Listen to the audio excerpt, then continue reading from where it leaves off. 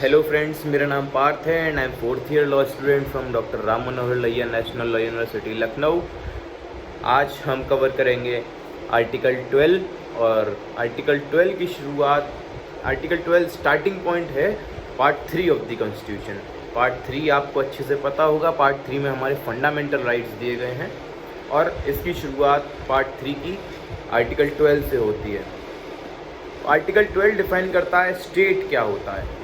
अब स्टेट की डेफिनेशन देने की ज़रूरत क्यों पड़ी हमें आगे, और ये स्टेट की जो डेफिनेशन है जो आर्टिकल 12 में डिफाइन की गई है वो पार्ट 3 के लिए ही सिर्फ वैलिड है पूरे कॉन्स्टिट्यूशन में। तो स्टेट को हम क्यों डिफाइन करें, तो हम देखते हैं आगे आने वाले और आर्टिकल्स में, आर्टिकल 13 में, 14 में, 15 में, 16 में और जितने फंडामेंटल राइट्स के हमारे जितने आर्टिकल्स हैं उनमें हम देखते हैं कि स्टेट शब्द का प्रयोग बार बार किया गया है। आर्टिकल 13 में देखेंगे तो आप पाएंगे कि state shall not make such laws which abridges और takes away the fundamental right of a person. 14 में state shall not deny equality before law and equal protection before law. 15 में state shall not discriminate on the basis of caste, creed, religion, place of birth etcetera etcetera. तो ये state कुछ ऐसी powerful चीज़ है जो हमारे fundamental rights का उल्लंघन कर सकती है। ऐसा बेयर टेक्स्ट पढ़ने से हमें पता चलता है कि state shall not do this, state shall not do that, state shall protect the rights, state shall not make the law which infringes और अब्रिजेस और takes away the rights of fundamental rights of people. तो state ऐसी authority है जो हमारे rights को बहुत ज़्यादा अफेक्ट कर सकती है। तो स्टेट अब क्या होगा। अब मान लीजिए कि आपकी यूनिवर्सिटी है, आपकी यूनिवर्सिटी ने आपको प्लेस ऑफ बर्थ के आधार पर आपको एडमिशन देने से मना कर दिया, तो आप क्या करेंगे। आप कोर्ट जाएंगे कि मेरे आर्टिकल 15 का उल्लंघन हो रहा है, फंडामेंटल राइट का उल्लंघन हो रहा है। आप 32 या 226 में हाई कोर्ट या सुप्रीम कोर्ट जाएंगे तो 15 का उल्लंघन होने की आप दावा करेंगे तो यूनिवर्सिटी तो कहेगी यार हम तो स्टेट है ही नहीं। जब स्टेट नहीं है तो फंडामेंटल राइट्स आपका 15 वायलेट हो ही नहीं सकता है। State shall not discriminate on the basis of religion, caste, creed, place of birth etcetera. ये डेफिनेशन है, ये बेयर टेक्स्ट है आर्टिकल 15 का। तो अब स्टेट क्या क्या होगा, स्टेट के अंडर कौन कौन सी अथॉरिटीज़ आएंगी, ये डिफाइन करता है आपका आर्टिकल 12। अब यूनिवर्सिटी स्टेट में आएगी कि नहीं आएगी ये जानने के लिए हम आर्टिकल 12 में जाते हैं। अब आर्टिकल 12 के अंडर अगर स्टेट मानी जाएगी यूनिवर्सिटी तो आपका फंडामेंटल राइट्स उसके अगेंस्ट होता है, अन्यथा आपका फंडामेंटल राइट किसी इंडिविजुअल के अगेंस्ट नहीं हो सकता है। स्टेट के अगेंस्ट ही आपके सारे फंडामेंटल राइट्स होते हैं। ये बात बहुत ध्यान रखने की है कि स्टेट के अगेंस्ट ही आप फंडामेंटल राइट्स का उपयोग कर सकते हैं। आर्टिकल 32, आर्टिकल 226 में रिट दायर कर सकते हैं आप जब स्टेट आपका फंडामेंटल राइट्स अब्रिज कर रहा है या छीन रहा है, उसका उल्लंघन कर रहा है। किसी इंडिविजुअल का, अगर किसी इंडिविजुअल से आपका कोई मैटर है तो local law of the land में जाकर के आप उसका अलग रिकोर्स ले सकते हैं, उसकी बात फिर कभी करेंगे। लेकिन फंडामेंटल राइट्स सिर्फ स्टेट के अगेंस्ट आप यूज़ करते हैं। तो आर्टिकल 12 डिफाइन करता है स्टेट क्या है। तो स्टेट इंक्लूड द फॉलोइंग, इसमें 4 पार्ट में डिफाइन किया है आर्टिकल 12 ने। पहला पार्ट कहता है द स्टेट क्या क्या होगा। पहला पार्ट कहता है the parliament of India and the government of India. दूसरा पॉइंट कहता है state governments and the state legislatures. तीसरा पॉइंट कहता है local and other authorities with in the territory of India. And चौथा पॉइंट कहता है local and other authorities under the control of government of India. पहला point समझ में आता है, पार्लियामेंट ऑफ इंडिया स्टेट है, ठीक है, सुप्रीम अथॉरिटी है। गवर्नमेंट ऑफ इंडिया स्टेट है, क्लियर कट दे दिया है कि हाँ ये दोनों स्टेट हैं। दूसरे में आता है तो state government, state legislature state है, क्लियर कट है। Third other local authorities and other authorities. तो यहाँ पर कन्फ्यूज़न शुरू होता है। अब लोकल अथॉरिटीज़ किसको माने, तो लोकल अथॉरिटीज़ तो जनरल क्लॉज एक्ट के सेक्शन 3 सब क्लॉज 31 में डिफाइन की गई हैं कि लोकल अथॉरिटीज़ आपकी क्या क्या होंगी। डिस्ट्रिक्ट बोर्ड्स, म्यूनिसिपैलिटीज़, पंचायत, ये सब आपकी लोकल अथॉरिटीज़ हो जाती हैं। लेकिन अदर अथॉरिटीज़ क्या होंगी, इस पे विवाद खड़ा होता है और इसकी पूरी बहस जुडिशियल जितने भी आपके जजमेंट्स हैं वो सारे इसी पे डील करेंगे। और ये इवॉल्व होते होते अदर अथॉरिटीज़ का इंटरप्रिटेशन कोर्ट कैसे करता है, रेस्ट्रिक्टेड अपनी अप्रोच से कैसे लिबरल अप्रोच की तरफ कोर्ट बढ़ता है, वो हम अभी आने वाले वीडियो में देखेंगे। तो अदर अथॉरिटीज़ में एक केस था यूनिवर्सिटी, इसको डिफाइन कैसे करेंगे, university of Madras versus Shantabai का एक केस था। तो उस केस में क्या था, उस केस में कोर्ट ने डिफाइन किया कि अदर अथॉरिटीज़ क्या होंगी। पहली बार 1954 का एक केस है 1954 का, तो उसमें पहली बार ये इश्यू आया कि अदर अथॉरिटीज़ के अंडर क्या यूनिवर्सिटी आएगी। तो उसमें हाई कोर्ट ने कहा कि अदर अथॉरिटीज़ के अंडर यूनिवर्सिटी नहीं आएगी अनटिल एंड अनलेस वो कंप्लीटली स्टेट फंडेड ना हो। क्यों कहा ऐसा, उन्होंने कहा कि ये एक प्रिंसिपल उन्होंने दिया एजेस्डेम जेनरिस का। एजेस्डेम जेनरिस का प्रिंसिपल होता है जिन चीज़ों के बीच में एक कॉमन जीनस होता है, यानी कि एक दूसरे से रिलेट करने वाली चीज़ें एजेस्डेम जेनरिस में आती हैं। तो उन्होंने कहा कि government of India, parliament of India, state government, state legislature, local and other authorities, तो इसी के कॉन्टेक्स्ट में हमको अदर अथॉरिटीज़ को देखना चाहिए, यानी कि गवर्निंग बॉडी होनी चाहिए, सोवेरन फंक्शन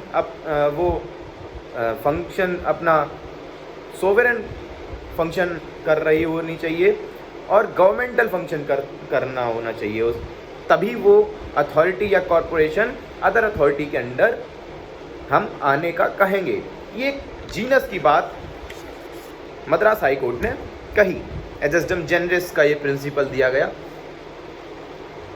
तो ये बहुत रेस्ट्रिक्टेड अप्रोच रही कोर्ट की। आगे आने वाले केस में उज्जमबाई versus state of Uttar Pradesh, इस केस में ये एजेस्डम जेनरिस की ये जो प्रिंसिपल दिया था मद्रास हाई कोर्ट ने, इसको रिजेक्ट कर दिया और कहा कि no common genus running through these named bodies and can't, मतलब ये जो नेम की गई हैं body, government of India, parliament, state legislature and state governments, all local and other authorities, तो इसका अदर अथॉरिटीज़ का मतलब ये नहीं है कि गवर्निंग अथॉरिटी ही होनी चाहिए, कि ये गवर्नमेंट और legislature, state government, state legislature से इसका कोई जीनस है, ये रैशनल है उसके साथ, ऐसा कोई ज़रूरी नहीं है।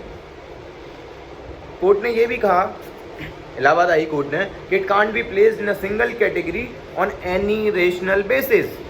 अदर अथॉरिटीज़ को हम उस कैटेगरी में किसी रैशनल बेसिस पर नहीं रख सकते हैं। तो ये उज्जमबाई वाले केस में इलाहाबाद हाई कोर्ट ने एजेस्डम जेनरिस की प्रिंसिपल को नकार दिया, ओवर रूल कर दिया। उसके बाद आता है electricity board versus electricity board Rajasthan versus Mohanlal. यहाँ पे सुप्रीम कोर्ट ने बोला कि अदर अथॉरिटीज़ इतनी वाइड हैं कि वो सारी अथॉरिटीज़ कवर करती हैं जो कॉन्स्टिट्यूशन से या किसी स्टैट्यूट से के द्वारा बनाई गई हैं और उनमें कानून, लॉ के द्वारा पावर कन्फर की गई है। तो वो सारी अथॉरिटीज़ को other authorities and with in the ambit of article 12 हम मानेंगे। ये कोई ज़रूरी नहीं है, ये कोई टेस्ट नहीं है कि वो सोवेरन फंक्शन ही कर रही हो या गवर्नमेंट फंक्शन परफॉर्म कर रही हो, ऐसा कोई ये टेस्ट नहीं है जैसा कि हमने university of Madras versus Shantabai में मद्रास हाई कोर्ट के द्वारा कहा गया। ऐसा ये कोई टेस्ट नहीं माना जाएगा। तो सोवेरन अथॉरिटी सोवेरन फंक्शन कर रही है या नहीं कर रही, उससे अब मतलब नहीं रहा। अगर किसी स्टैच्यू या कॉन्स्टिट्यूशन ऑफ इंडिया के द्वारा वो क्रिएट की गई है और पावर, लॉ पावर कन्फर करता है उसको फंक्शन करने के लिए, तो वो with in the article 12 of the Indian constitution other authorities के डेफिनेशन में मानी जाएगी। इसी को फॉलो करते हुए सुखदेव वर्सेस भगत राम में मैं ONGC, LIC, industrial financial corporation को स्टेट माना गया और आगे आने वाले कई सारे जजमेंट में, कई सारे केसेस में कोर्ट ने काफ़ी सारी अथॉरिटीज़ को, काफ़ी सारे कॉरपोरेशंस को स्टेट के अंदर मान लिया गया कि अगर ये आपके फंडामेंटल राइट्स को इन्फ्रिंज करते हैं ये अथॉरिटीज़, तो आप आर्टिकल 32 और article 226 of the Indian constitution में सुप्रीम कोर्ट और हाई कोर्ट जा सकते हैं अपने फंडामेंटल राइट्स के उल्लंघन का को चैलेंज करते हुए। इसके बाद एक केस आता है, बहुत इंपॉर्टेंट केस है, R D Shetty versus international airport authority of India.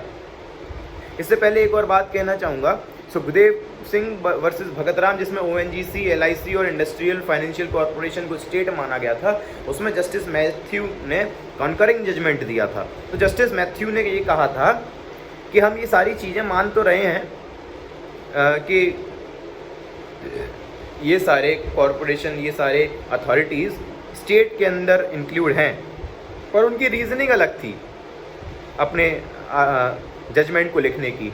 वो और लिबरल इंटरप्रिटेशन चाहते थे इसका। तो उन्होंने कहा था कि अगर कोई बॉडी किसी गवर्नमेंट फंक्शन से क्लोजली रिलेटेड फंक्शन परफॉर्म कर रही है या कोई अथॉरिटी पब्लिक इम्पोर्टेंस का फंक्शन परफॉर्म कर रही है, तो उसको भी हम with in the ambit of other authorities under the article 12 मानेंगे, स्टेट मानी जाएगी वो अथॉरिटी। तो R D Shetty versus international airport authority of India पे वापस आते हैं। तो इसमें क्या था, आर डी शेट्टी ने टेंडर दिए थे, अपना टेंडर के लिए अप्लाई किया था। इंटरनेशनल एयरपोर्ट अथॉरिटी ने टेंडर मांगे थे, तो आर डी शेट्टी को किसी डिस्क्रिमिनेशन के बेसिस पे वो टेंडर नहीं दिया गया। तो आर डी शेट्टी कोर्ट गए अपने आर्टिकल 15 के उल्लंघन का मामला लेकर। तो आर्टिकल 15 का उल्लंघन का मामला कोर्ट के सामने था, वो इश्यू था। तो अब पहला इश्यू ये आएगा, आपके फंडामेंटल राइट्स, आर्टिकल 15 कहता है state shall not discriminate on the basis of religion, caste, creed etcetera. तो स्टेट होना चाहिए international airport authority of India, तभी वो डिस्क्रिमिनेट अगर कर रहा है तो उसके अगेंस्ट एक्शन लिया जाएगा। अगर वो स्टेट नहीं है तो आपके फंडामेंटल राइट्स वहाँ काम ही नहीं करेंगे। तो कोर्ट के सामने ये इश्यू था कि अगर airport authority of India state है तो फंडामेंटल राइट्स की इन्फ्रिंजमेंट की बात आगे चलेगी, वरना केस डिसमिस हो जाएगा। तो इसमें कोर्ट ने ऑब्जर्व किया कि जो international airport authority of India का जो चेयरमैन था, गवर्नमेंट के पास उस पावर थी उसको अपॉइंट करने की। गवर्नमेंट किसी भी मेंबर को टर्मिनेट कर सकता था एयरपोर्ट अथॉरिटी ऑफ इंडिया के। जो कैपिटल था एयरपोर्ट अथॉरिटी ऑफ इंडिया में, वो गवर्नमेंट का था। तो इसमें सुप्रीम कोर्ट ने हेल्ड किया कि if a body is an agency और instrumentality of government, it may be an authority within the meaning of article 12। Other authorities के अंडर इसको हम काउंट कर लेंगे और इसको स्टेट का दर्जा हम मानेंगे, ये स्टेट है और इसके अगेंस्ट आपके सारे फंडामेंटल राइट्स आपको अवेलेबल हो जाएंगे।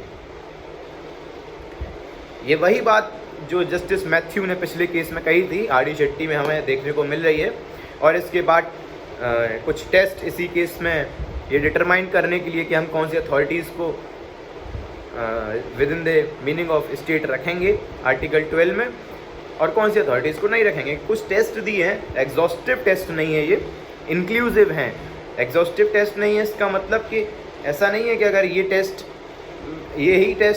यही सारे टेस्ट हैं, अगर ये टेस्ट में अगर फिट नहीं बैठता है तो वो स्टेट नहीं हुआ, ऐसा नहीं है। पर ये टेस्ट हैं, ये इंक्लूसिव टेस्ट हैं। तो ये कुछ टेस्ट दिए जिसमें कोर्ट ने कहा कि अगर फाइनेंशियल रिसोर्सेज, अगर किसी अथॉरिटी की चीफ गवर्नमेंट फंडिंग है, अगर chief financial resource government funding का है तो वो स्टेट माना जाएगा। Deep and pervasive state control है, अगर स्टेट का डीप एंड परवेजिव कंट्रोल है, यानी कि उसके चेयरमैन वो अपॉइंट कर रहा है, उसके मेंबर को वो अपॉइंट कर रहा है, उसके मेंबर को टर्मिनेट करने का अधिकार है स्टेट के पास, तो वो स्टेट माना जाएगा। और उस अथॉरिटी के फंक्शंस पब्लिक इम्पोर्टेंस के हैं और closely related to government function वो परफॉर्म कर रही है, तो वो स्टेट मानी जाएगी। और वो मोनोपोली होल्ड करती है वो कॉरपोरेशन जो कि स्टेट के द्वारा प्रोटेक्टेड है। अब स्टेट के द्वारा प्रोटेक्टेड मोनोपोली हम कैसे मानेंगे? जैसे मान लीजिए ONGC है, ONGC की एक अलग मोनोपोली है, oil and natural gas corporation. तो oil and natural gas corporation काफ़ी कम है और दूसरे प्राइवेट कंपनीज एक तरह से मोनोपोली है ONGC की। तो और ये स्टेट के द्वारा प्रोटेक्टेड भी है, इसका ये एक्ट एक एक्ट के द्वारा प्रोटेक्टेड भी है स्टेट के, तो इसलिए ये स्टेट मानी गई। फिर आता है आपका अजय हाशिया वर्सेस खालिद मुजीब। तो अजय हाशिया वर्सेस खालिद मुजीब, ये भी काफ़ी इंपॉर्टेंट केस है आपका। इसमें सोसाइटीज़ रजिस्ट्रेशन एक्ट 1898 में एक सोसाइटी रजिस्टर्ड थी, तो उसको कोर्ट ने बोला this is the instrumentality of the state, hence a state within the meaning of article 12। और कोर्ट ने ये ऑब्जर्व किया कि इससे मतलब नहीं है कि ये कैसे क्रिएट की गई है ये बॉडी। अब मतलब इससे है ये बॉडी क्यों एग्जिस्टेंस में लेके आई गई, ये बॉडी क्यों क्रिएट की गई। अब वही टेस्ट पे हम वापस चले जाते हैं कि close to government functions perform करती है कोई बॉडी, या फिर functions of public importance function करती है। अब इससे मतलब है हमें, अब इससे मतलब नहीं है कि ये कैसे एग्जिस्टेंस में लाई गई, किसी कॉन्स्टिट्यूशन या स्टैच्यूट के द्वारा क्रिएट की गई या नहीं की गई। अब इससे मतलब नहीं है, अब मतलब इससे है कि why it has been got into existence. ये 1981 का केस है, अजय हाशिया वर्सेस खालिद मुजीब। ये और लिबरल अप्रोच लेके आया हमारे लिए। एक और केस है NCERT, Chandramohan Khanna versus NCERT का। तो इसमें NCERT स्टेट है या नहीं है, ये मैटर एन इश्यू था। तो कोर्ट ने ऑब्जर्व किया कि NCERT का क्या काम होता है। NCERT का काम होता है to assist and advise ministry of education to implement the government policies. Ministry of education को असिस्ट और एडवाइज करती है NCERT गवर्नमेंट की पॉलिसीज इम्प्लीमेंट कराने के लिए। और तो इसलिए ये जो फंक्शन है इसे हम कंप्लीटली पब्लिक फंक्शन नहीं कहेंगे और ना ही रिलेटेड टू गवर्नमेंट फंक्शन है। और इस एक और बात कोर्ट ने ऑब्जर्व करी कि गवर्नमेंट का या स्टेट का अधिकार जो कंट्रोल था, डीप एंड परवेसिव कंट्रोल का हमारा जो टेस्ट था, तो गवर्नमेंट के कंट्रोल सिर्फ कन्फाइन था सिर्फ और सिर्फ प्रॉपर यूटिलाइजेशन ऑफ ग्रांट के लिए। तो इसलिए NCERT को स्टेट नहीं माना गया। आखिरी केस की तरफ हम बढ़ते हैं और शायद आप सबको भी क्यूरियोसिटी हो रही होगी अब तक तो कि क्या जुडिशरी स्टेट है या नहीं है। अब जुडिशरी स्टेट है या नहीं है, ये क्वेश्चन काफ़ी इंटरेस्टिंग भी होना चाहिए, क्यूरियस भी होना चाहिए। काफ़ी सारे आंसर्स आपके दिमाग में बन भी रहे होंगे कि स्टेट जुडिशरी स्टेट हो सकता है कि नहीं हो सकता है, क्योंकि जुडिशरी तो प्रोटेक्ट करने के लिए आपके फंडामेंटल राइट्स बैठा हुआ है। जुडिशरी का अगर स्टेट हो जाएगा तो आप जुडिशरी के अगेंस्ट एक्शन लेने के लिए आर्टिकल 32 में जुडिशरी के अगेंस्ट रिट दाखिल कर पाएंगे। लेकिन आर्टिकल 32 के अगेंस्ट आप जुडिशरी के अगेंस्ट रिट दाखिल नहीं कर सकते हैं। तो क्या जुडिशरी स्टेट है? जुडिशरी प्रोटेक्ट करने के लिए बैठा है आपके fundamental rights. How can judiciary abridge your fundamental rights? तो इसका एक बेहद इंपॉर्टेंट केस है AR Antulay versus RS Nayak. तो इसमें ऑब्जर्व किया कोर्ट ने कि court can not pass an order और issue a direction which would be violative of the fundamental rights of citizen. It can be said that the expression state as defined in Article 12 includes judiciary also। यानी कि court कभी भी ऐसा कोई order pass नहीं कर सकता है, कोई डायरेक्शन पास नहीं कर सकता है जिससे कि लोगों के फंडामेंटल राइट्स का उल्लंघन हो रहा हो, उनके फंडामेंटल राइट्स का हनन हो रहा हो। इसलिए हम कह सकते हैं कि आर्टिकल 12 जुडिशरी को भी इंक्लूड करता है। कई सारे कॉन्स्टिट्यूशनल जूरिस्ट का भी ये मानना रहा है, एच.एम. सीरवई को ले लें कि उन्होंने भी कहा है कि जुडिशरी को हम आर्टिकल 12 में स्टेट मानना चाहिए। सीजेआई वगैरह को हम स्टेट मानते हैं क्योंकि सीजेआई का फंक्शन होता है बाकी जजेस को अपॉइंट करना, तो नॉन जुडिशियल फंक्शंस के लिए हम उनको स्टेट मानते हैं। काफ़ी सारे ऑब्जर्वेशन, काफ़ी सारे जूरिस्ट ने ये भी कहा है कि नॉन जुडिशियल फंक्शंस को जुडिशरी में स्टेट माना जाना चाहिए और जुडिशियल फंक्शंस जब परफॉर्म कर रही हो जुडिशरी तो उसे स्टेट नहीं माना जाना चाहिए। खैर ये केस था जिसमें कहा गया था, सबसे लीडिंग केस यही है। और इसी के साथ आपका आर्टिकल 12 ख़त्म हो गया है। होप आपको अच्छे से आर्टिकल 12 समझ आ गया होगा। Thank you so much.